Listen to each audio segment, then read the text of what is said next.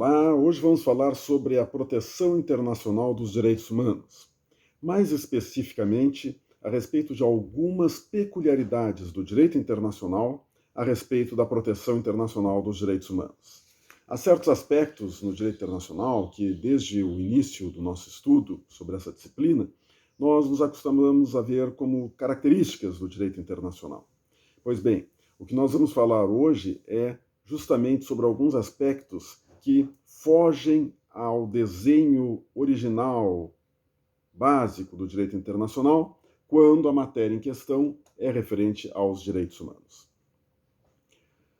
Primeiro deles, a restrição à reserva dos tratados. Quando estudamos o direito dos tratados, nós vemos que o Tratado Internacional possui como um dos seus institutos correlatos a reserva, que é justamente aquela situação em que um Estado, ao celebrar um tratado internacional, destaca um ou outro ponto do texto do tratado com o qual ele não se compromete. Então, nós vimos que a reserva pode restringir a interpretação ou mesmo afastar por completo uma cláusula ou algumas cláusulas de um tratado internacional. Aqui a peculiaridade no tocante aos direitos humanos é, normalmente, os tratados de direitos humanos visam evitar ou têm regras dificultando, restringindo ou mesmo proibindo a colocação de reservas. Uma vez que a disciplina de direitos humanos em um tratado internacional se destina justamente a dar uma universalização a esse direito. E se os Estados colocarem reservas, não vamos alcançar esse objetivo de uniformizar um padrão de tratamento, de proteção aos direitos humanos, como seria desejável. Então, por isso, os tratados relativos aos direitos humanos colocam essa restrição à realização de reservas. Paralelamente a essa restrição, nos casos em que alguma reserva é admitida, os tratados de direitos humanos substituem a noção tradicional de apreciação da validade das reservas, que é aquela, segundo o princípio da reciprocidade, pela noção de garantia coletiva, de modo que a análise da reserva apresentada, em vez de ser feita por cada um dos demais pactuantes e passando, portanto, por uma qualificação individual desses pactuantes a respeito da possibilidade de aceitação da reserva e dos efeitos que ela irá produzir, a análise será feita por um órgão, um comitê instituído pelo Tratado Internacional, que terá então a competência de analisar a validade daquela reserva de uma maneira uniforme para todos os pactuantes. Essa noção da garantia coletiva no tocante à reserva. É claro que a noção de garantia coletiva é mais ampla. Ela presume alguma supervisão internacional do cumprimento dos tratados e outros aspectos que visam a dar mais força e efetividade à norma convencional. Mas, no tocante especificamente a essa questão da reserva, também a garantia coletiva afeta, porque ela retira da análise individual dos pactuantes para que a apreciação da validade da reserva seja por um órgão centralizado. Ainda no tocante à reserva, vale ressaltar também a noção do que seria, então, uma reserva incompatível com o Tratado Internacional. A reserva incompatível seria aquela que pretendesse permitir ao Estado-parte a suspensão de um dos direitos fundamentais que não admitem derrogação e que tivessem sido consagrados naquele tratado. A suspensão, ou seja, o esvaziamento do Tratado Internacional, do direito previsto no Tratado Internacional. Não alguma delimitação que, sendo comedida, não chegue a afetar a própria existência, a validade em si do direito. Uma segunda peculiaridade, a questão da competência nacional exclusiva. No tocante à competência nacional exclusiva, nós devemos lembrar que, em direito internacional, existe um conceito chamado domínio reservado dos Estados, que é aquela área em que cada Estado, no exercício da sua soberania, pode tomar as suas decisões livremente e, portanto, não deve sofrer qualquer restrição, qualquer influência de outros Estados e até mesmo de órgãos internacionais. a esse domínio reservado dos Estados também se dá o nome de competência nacional exclusiva, que, portanto, deriva do dogma da soberania. A própria elaboração de instrumentos internacionais relativos a direitos humanos vai entrar em choque com essa noção. Porque se, por um lado, o Estado exerce o imperium, que é o poder de exercer total autoridade sobre as pessoas de sua nacionalidade ou que se encontram no seu território, por outro lado, no momento em que um Estado celebra um tratado internacional, e já estudamos que um tratado internacional é um acordo, portanto, é um documento celebrado voluntariamente pelas partes, ele está transferindo essas relações com as pessoas da sua área de domínio reservado para a área de domínio público internacional, já que o tratado internacional encerra um compromisso do Estado para com outras soberanias, para com outros Estados. Então, aqueles temas que são disciplinados em um tratado internacional, obviamente, por representarem uma obrigação jurídica do Estado no plano internacional, escapam à sua competência exclusiva e passam a se submeter a uma disciplina internacional, a uma jurisdição internacional. Então, aí se diz que a questão da competência nacional exclusiva fica enfraquecida no tocante aos direitos humanos, quando estamos nos referindo à proteção internacional dos direitos humanos, que normalmente deverá se basear em uma norma internacional, basicamente um tratado internacional sobre direitos humanos. No tocante especificamente à Carta das Nações Unidas, que possui uma cláusula em que ela justamente consagra a validade da competência nacional exclusiva e se compromete a não interferir na competência nacional exclusiva, o artigo 2º, parágrafo 7º da Carta das Nações Unidas, nós não podemos esquecer que a mesma Carta, nos seus artigos 55 e 56, estabelece a obrigação dos Estados de respeitarem os direitos humanos e de não se comportarem de maneira a ferir esses direitos e até mesmo traduzindo também a obrigação dos Estados cooperarem na consagração dos direitos humanos. Então, os artigos 55 e 56, dentro do sistema jurídico das Nações Unidas, neutraliza os efeitos do artigo 2º, parágrafo 7º da Carta das Nações Unidas, fazendo com que esse tema de proteção internacional aos direitos humanos deixe o campo da competência nacional exclusiva e seja consagrado como verdadeiro interesse internacional. Terceira peculiaridade. Quando estudamos os sujeitos de direito internacional, nós vemos que há diferentes espécies de sujeitos e que, na verdade, em princípio, somente os Estados possuem acesso às instâncias internacionais. É por isso até mesmo que existe o Instituto da Proteção Diplomática, né? Acabamos de estudar a responsabilidade internacional e vimos que a proteção diplomática é um instituto atinente à responsabilidade internacional para possibilitar justamente que interesses de particulares sejam também levados às instâncias internacionais e para isso precisam da proteção diplomática, ou seja, do endosso que o Estado dará a uma reclamação de um nacional seu voltada ao plano internacional. Bom, no tocante aos direitos humanos, o que se observa é um acesso dos indivíduos a instâncias internacionais. Então, principalmente se considerarmos a questão do sistema interamericano de direitos humanos e do sistema europeu de direitos humanos. No sistema interamericano, os indivíduos têm acesso através da comissão.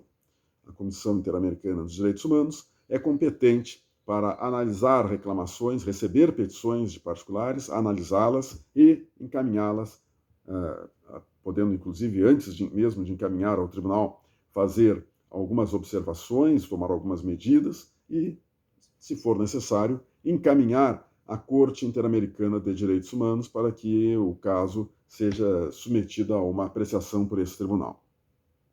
No caso do sistema europeu tivemos um avanço. No princípio era assim, como o americano, baseado também na atuação da comissão, e em reformas realizadas nos anos 90, o acesso do indivíduo passou a ser direto à Corte Europeia de Direitos Humanos.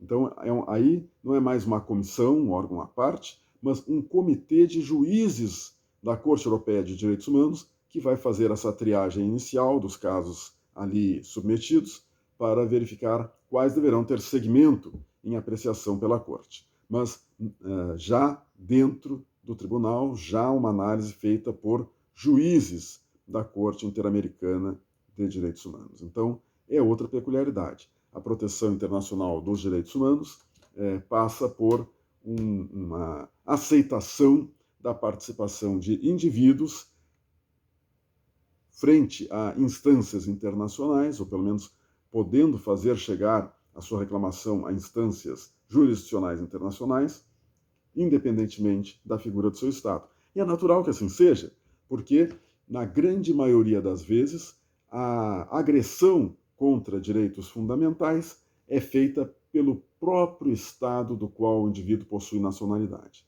Raras são as vezes, talvez não tão raras assim, mas em número minoritário são as vezes em que a agressão a direitos humanos é formulada por um Estado diferente da nacionalidade do indivíduo.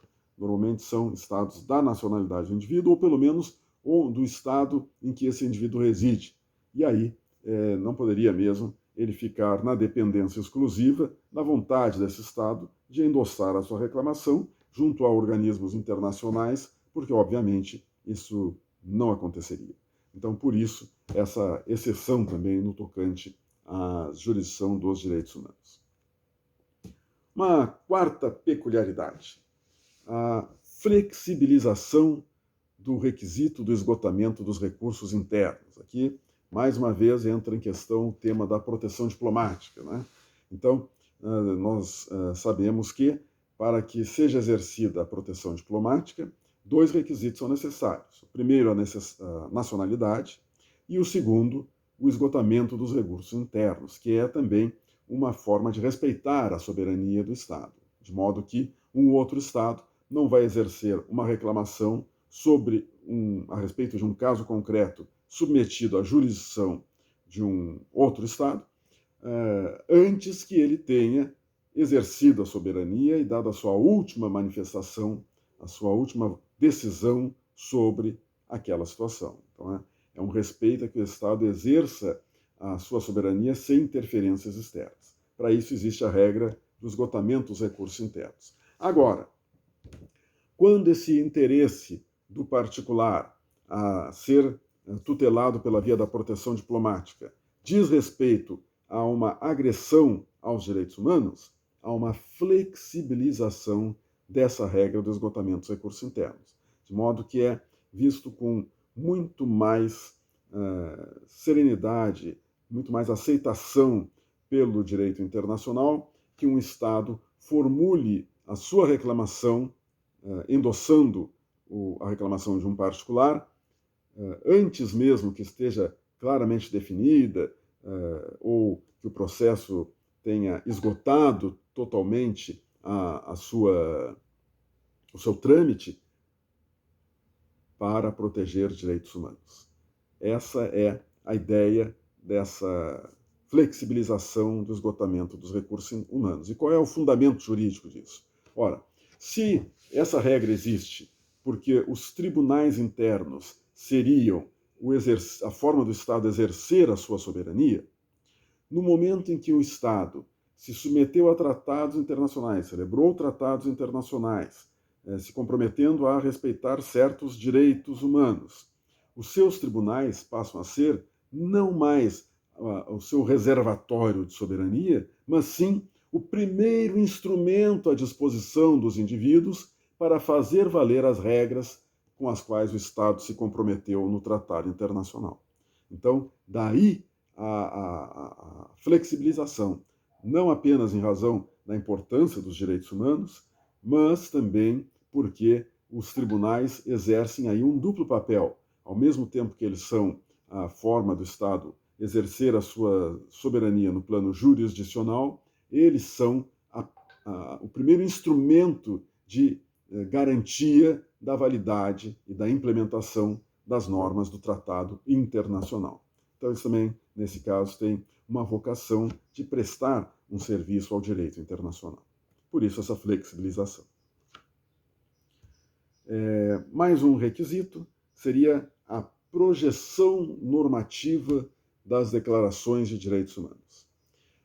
A Declaração Universal dos Direitos Humanos não é um tratado internacional, não é uma decisão vinculante de um órgão com poder decisório vinculante de uma organização internacional. Pode-se dizer que ela inspirou um costume internacional, mas ela em si não é um costume, ela é um documento. Então, em princípio, a Declaração Universal dos Direitos do Homem é uma resolução da Assembleia Geral das Nações Unidas, que é um documento que, pela sua natureza, não tem um perfil mandatório, não tem uma qualidade, portanto, determinante. As resoluções da Assembleia Geral das Nações Unidas são instrumentos de soft law, que indicam aquilo que a maior parte da comunidade internacional representada nessa organização internacional entende como correto, mas não gera uma obrigação vinculante aos Estados de atuar daquela forma, sujeitando-se até mesmo a sanções claras, específicas, em decorrência de um descumprimento.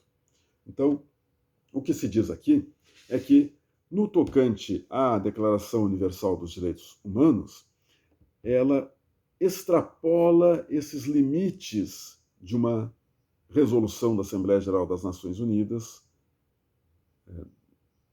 formalmente estabelecidos. A Declaração Universal dos Direitos Humanos, apesar de ser uma resolução da Assembleia Geral, ela se apresenta aos olhos da comunidade internacional como um documento que traduz verdadeiras obrigações, um procedimento, uma forma procedimental que os Estados devem respeitar. É aquilo que se chama de Standard Minimum Internacional, ou seja, é o padrão mínimo pelo qual o direito internacional admite que os Estados tratem a questão dos direitos humanos. A respeito das relações do Estado com estrangeiros, aí nós vamos estudar no segundo semestre, existe uma discussão sobre qual tratamento que o Estado deve aos estrangeiros em seu território. O Estado deve os mesmos direitos e deveres que dedica aos seus cidadãos, menos direitos e deveres por ser um estrangeiro, mais direitos e deveres por estar baseado em compromissos internacionais? Pois bem, a conclusão, que não é unânime, mas parece ser a dominante, é justamente que o padrão para ver o tratamento que o estrangeiro pode esperar e exigir de autoridades estrangeiras de territórios em que eles se encontrem é baseado no rol de direitos humanos consagrado nessa Declaração Universal. Então, ela ultrapassou. Além disso, além da sua própria dimensão, que é comprovada pelo fato da Corte Internacional de Justiça já haver, em alguns acórdãos, citado como fundamento diretamente a Declaração Universal dos Direitos Humanos, também temos o fato de que ela inspirou a geração de costumes, de um costume internacional que consagra o respeito a essas normas e também inspirou a celebração de tratados internacionais de larga aceitação. Por tudo isso, se diz que a projeção de declarações de direitos humanos ela ultrapassa os limites da sua qualificação formal como resolução da Assembleia Geral das Nações Unidas. E vamos além até. Não apenas a Declaração Universal dos Direitos Humanos. Se pensarmos em termos de direitos humanos de terceira geração, também vamos encontrar alguma manifestação nesse sentido, que é, por exemplo, a Declaração de Estocolmo sobre o meio ambiente. Essa Declaração de Estocolmo também tem, para o direito ambiental, uma importância análoga à Declaração Universal dos Direitos Humanos para os direitos fundamentais em geral.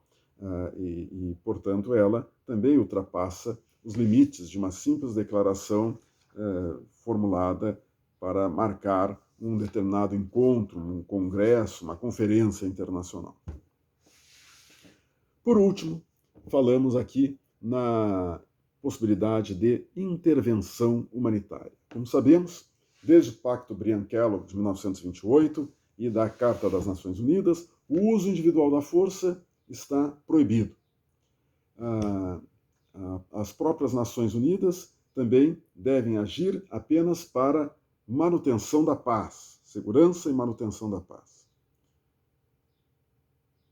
Então, quando vemos notícias da ONU enviando tropas para proteger indivíduos que estão tendo suas garantias solapadas por algum governo tirânico, quando vemos uma aceitação, ainda que tácita, por parte das Nações Unidas, de atuações individuais de Estados, ou ao menos de uma coalizão de Estados, à margem de uma decisão do Conselho de Segurança, para fazer isso, nós nos questionamos. Estes atos de força, afinal, estão amparados pelo direito internacional atual, considerando o Pacto de 1928, Briand-Kellogg, e a Carta das Nações Unidas, ou são atos ilícitos? Ora, aqui então nós vemos que se o uso da força, de maneira geral, para proteger outros interesses dos Estados, está banido pelo direito internacional, no tocante aos direitos humanos, ele vem cada vez sendo mais aceito. A atuação da ONU para a proteção dos direitos humanos, que se baseia nos artigos 55, 56 da Carta das Nações Unidas, que eu já referi aqui, acaba admitindo a criação dessas forças de paz, em primeiro lugar, para garantir o respeito aos direitos humanos. As forças de paz se submetem a dois pressupostos originais. Primeiro, a operação deve ser realizada por iniciativa da ONU, submetida à autoridade do Conselho de Segurança e dirigida pelo secretário-geral das Nações Unidas. Então, esse primeiro pressuposto. Segundo, a operação deve contar com o consentimento e a plena cooperação das partes envolvidas no episódio. Então, o exercício, o encaminhamento de forças de paz conta com a aceitação do Estado interessado. Não é uma imposição, não deveria ser uma imposição. Então, além disso, ela tem algumas características.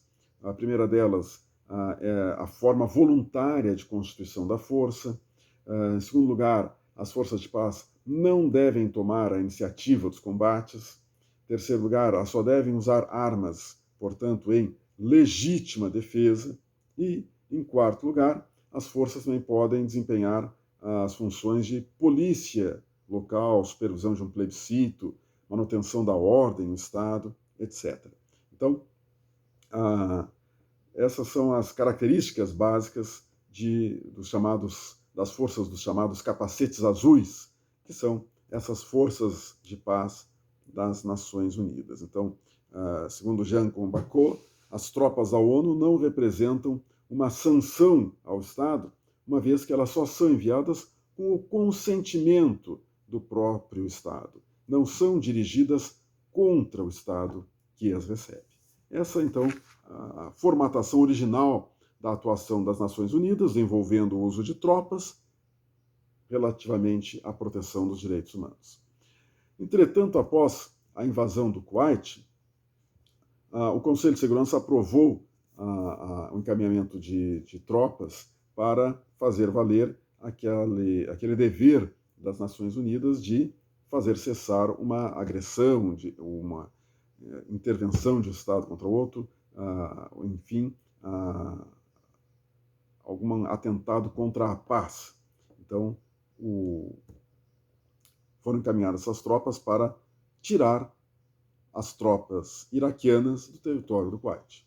Só que depois que as tropas iraquianas deixaram o território do Kuwait, as tropas da ONU invadiram o território do Iraque e criaram ainda 2 zonas de exclusão aérea dentro do Iraque, a fim de proteger as parcelas da população.